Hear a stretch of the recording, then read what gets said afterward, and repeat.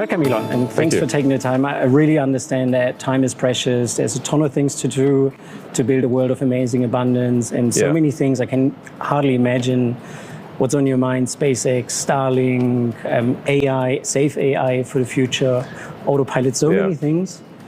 But what is, in your view, still exciting about Tesla and why?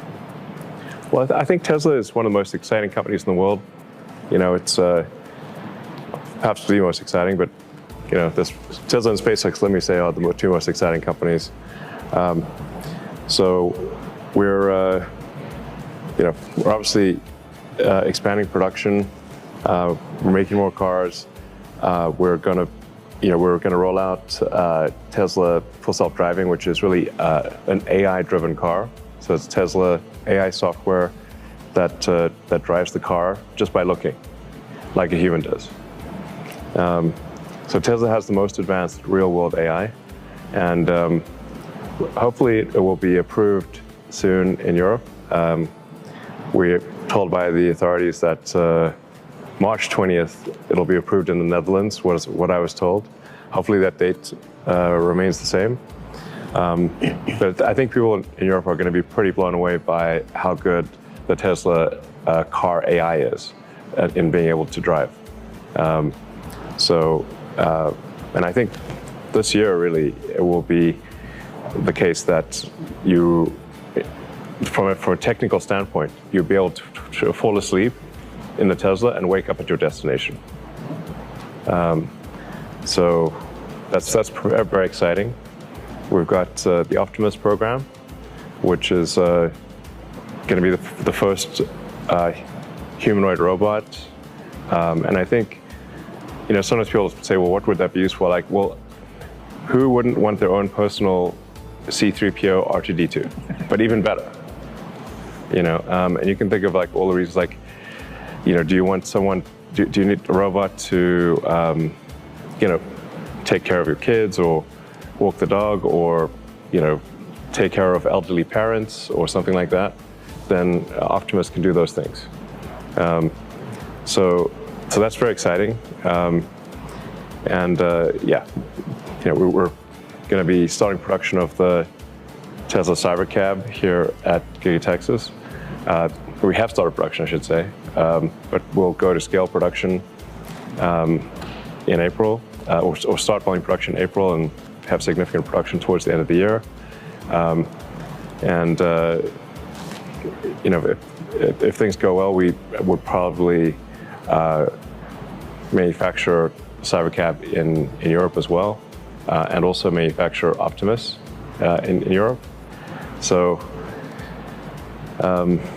we've got the Tesla Semi coming out, so the Tesla heavy truck, and that'll be going to Europe hopefully next year. There's so many things happening. It's a long list. It's a long list to make it an exciting company. Yeah. And battery cell production. Yep. We're going to start making battery cells at Gigafactory Berlin.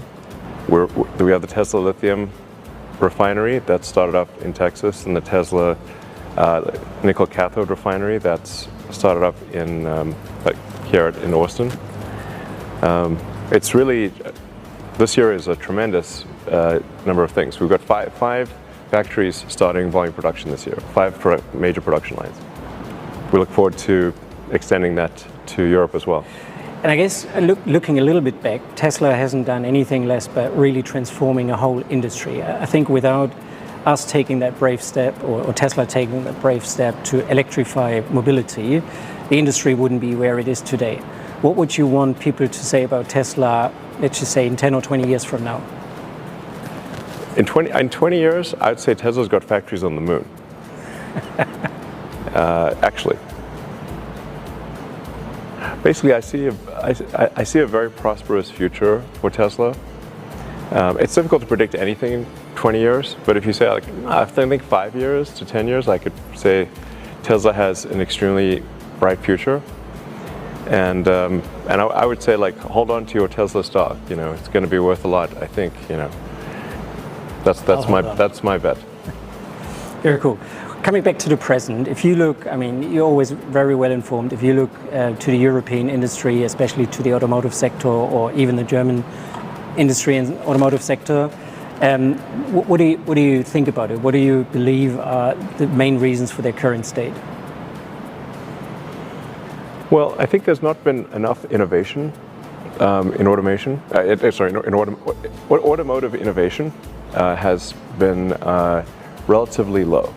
So the cars that are being produced are very much like the cars that were produced 5 years ago.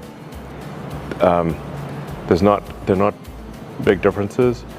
I've said for a long time, really, that the automotive industry, I said this for 20 plus years, needs to go towards electrification. And this would be true even without environmental concerns. So it's just an electric vehicle is a fundamentally better architecture than a gasoline combustion vehicle. It is much simpler, it is more efficient, it's quieter, there's no pollution within cities. So really all ground transport should be electric. And I think all ships and eventually all planes should be electric. But the automotive industry has strongly resisted electrification. They've dragged their feet. And they had to be pushed there by government. And then whenever they've had any opportunity to reduce the production of electric vehicles, they've done so. So this is just, this is not a good strategic, it doesn't make sense. And also making vehicles autonomous is critical. I think it was 10 years ago, I said that, in the future, any vehicle that is not electric and autonomous, like if you're riding a vehicle you have to drive yourself that is gasoline powered, it's going to be like riding a horse and using a flip phone, which is to say that there's still some people somewhere that ride horses, but not zero horses, it's just rare. And some people somewhere are still using flip phones, but there's not many, It's going to be a niche thing. So the future does not contain combustion vehicles, and there will be very few vehicles that are not autonomous. The future is autonomous electric vehicles. Sure. And so if the automotive industry does not move in that direction, they will be left out. So it doesn't really sound like we should or could even be learning much from the legacy automakers. I guess it really sounds like we should be focusing on us and what we believe the future looks like, right? Yes. I mean, you can always learn something from some competitor, but strategically they're just headed in the direction of the dinosaurs. So they're not headed for a good place. The dinosaurs are not around anymore. So they really, we certainly we're going in a very different path. Like you said, electric autonomous is the obvious. To me, it's been blindingly obvious for 20 years plus. So, but you can't. Sometimes with what I found with competitors is in the automotive industry, it's not that they're going to steal our ideas. You can't cram a good idea down their throat. Okay. No. Like if you say you must take this good idea, it's like they're not going to steal our ideas. They won't even. We can't even force feed them our good ideas. That's been my experience. So we need to do what's logical, what's sensible, and at Tesla we're essentially creating the future, and it's a good future. We are building the future. They just build cars. Yeah, it's a good future. It's a future with electric vehicles that don't emit poison gas, literally, that quiet, efficient, and like I said, autonomous. The car, instead of having to be stuck in traffic, driving through, busy roads, and sometimes also people they may fall asleep or they may have a medical emergency. And then if you're driving yourself and you're on the Autobahn going super fast and you have a seizure or heart attack or something, then you could die. But if the car's autonomous, it can take you to a hospital. In fact, this has actually happened many times with Tesla cars. Great. Really cool. So if we look at Giga Berlin specifically, but 6 years ago, nearly, we broke ground. 4 years ago, we started production. I have a ton of memories. I know you have memories about it as well. What are like the greatest memories? What do you tell people when they ask you about Giga Berlin and the people of Giga Berlin? Well, I mean, first of all, I'd like to say thank you very much to everyone that's helped build Giga Berlin. Thank you, Andre, and thank you to the whole team. Because we've gotten an amazing factory built in a very short period of time, and gotten to high volume production with good quality and good cost control. So I'm very proud of of Giga Berlin and all the people in it. Thank you. Yeah, it's just it's cool. I like the art too. The art and that people have some fun. So. Like coming to work should look forward to it. So you're coming to work with people that you enjoy working with. You're doing useful things. You're making things. So I have a lot of respect for makers. Like you actually make something, you build something useful. Build something useful that that people enjoy. That. I'm a big fan of makers, and there's a lot of people who, I don't know, they don't make things. I don't know, they just hang around. Yeah, they don't make things or they don't provide useful services. Whereas I have huge respect for people who make things and provide useful services. There's an honest day's work, So. Thank you. Yeah. I mean, I don't know if you do have, but if you have a vision for Giga Berlin, what would it be, and what do you think would have to happen for it to become true? Yeah, I think ideally we would significantly expand production at Giga Berlin. So we'd also do high volume production of battery cells. Probably also the cathode, the anode, lithium. So there's become vertically integrated, and produce things like the CyberCab or Optimus and other products that Tesla will develop. So I think the exciting vision for the future of Giga Berlin is massively expanding it to do many more projects. Very cool. Do you have any advice for the team at Giga Berlin to basically, work towards that vision? Well, things certainly get harder if there are sort of outside organizations that are pushing Tesla in the wrong direction. If there are outside organizations that are pushing Tesla in the wrong direction in Giga Berlin, it's difficult to say that then we would expand if we have to, outside organization that's making things very difficult. I mean, this is just the truth, yeah. It is the truth. I mean, we're not going to shut down the factory, but we're not going to expand it either, realistically. So as I said, I have a bunch of questions. So I just turn my tablet around, and then feel free to comment on them. Sure. Hi, Elon. Which is your favorite factory? Maybe Giga 4? Well, a favorite factory is like saying what's your favorite child, It's not a fair question, I know. It's a question. The thing is that I love factories, honestly. it's I think a lot of people these days, don't love factories, or they haven't even been to a factory, But whereas I've walked the line in every factory, and I'm a big fan of factories. I love factories. This is a great place to be. Yeah, it's like you make things that have good utility. People love the product. Building a product people love that's great. Makes you proud. Totally. Yeah. So, Giga Berlin is an awesome factory. Yeah.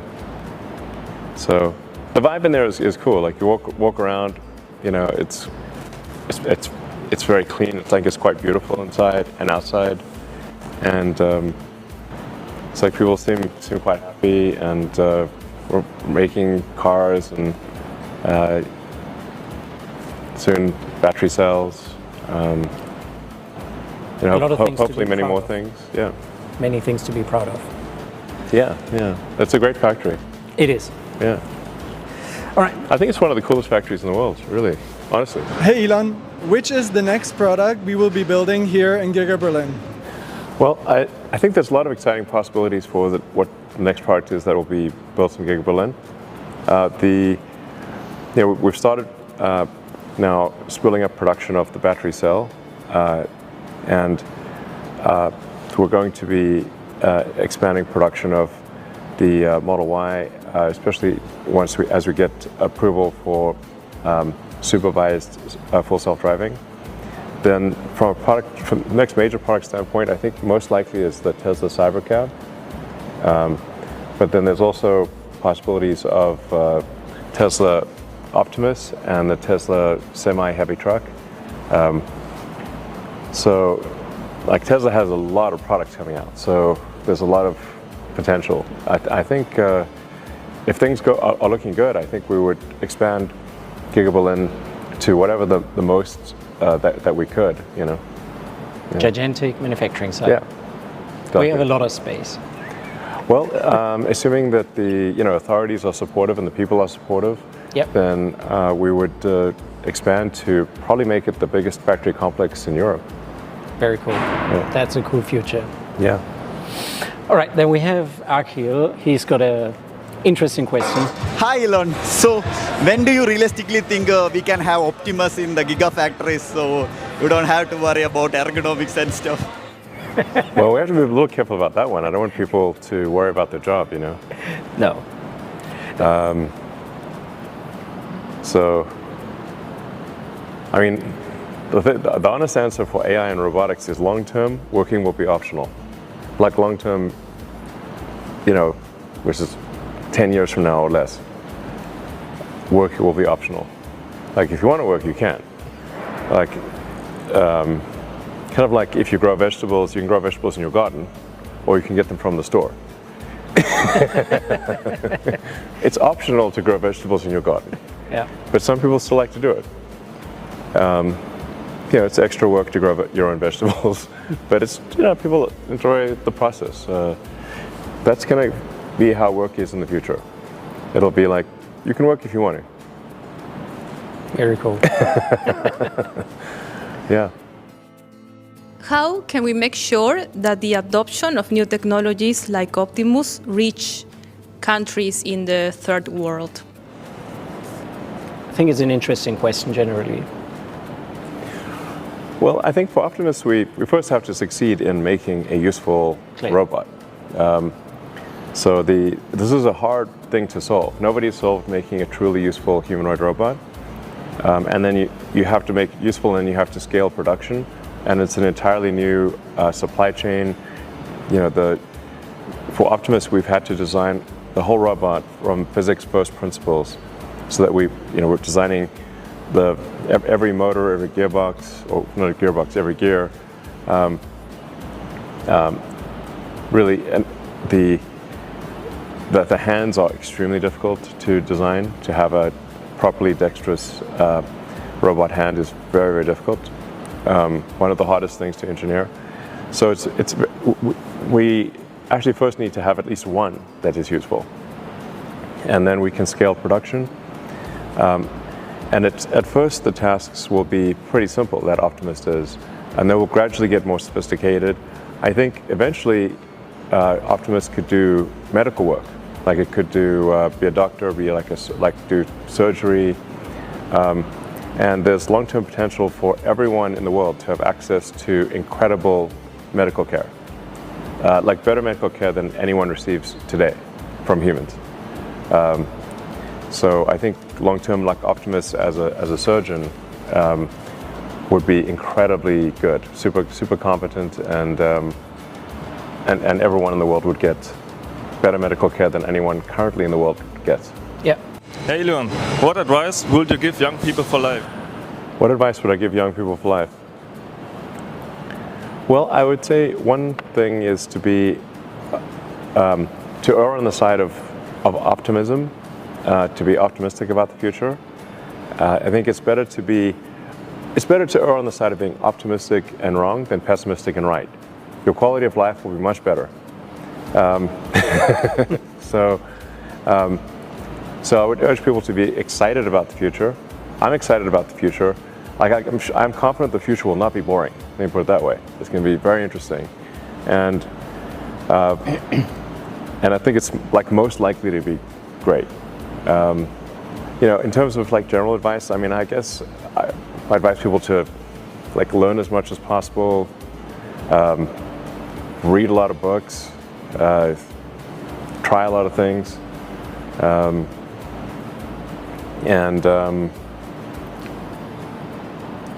I guess, I guess enjoy life. Just enjoy life, but like working is also part of enjoying life, Totally. So Find a job that you can actually enjoy. yeah, I think if people derive satisfaction from building things, then like Tesla's an awesome place to be because we build things. And we make useful products, and I think that's a great thing. What is the most inspiring moment in your life? I guess when my kids were born, that would be the most inspiring moment. In terms of work stuff, I guess it's when we had the first production Roadster at Tesla. That was really, it was like hard to believe that we actually made a car that passed all of the regulatory requirements, and you could actually go on the road with it legally. Yeah. Because when we started out, we didn't even know how to make a car. On the rocket side, the first time getting to orbit was a huge relief. Reusing, getting the rocket to come back and land was very cool.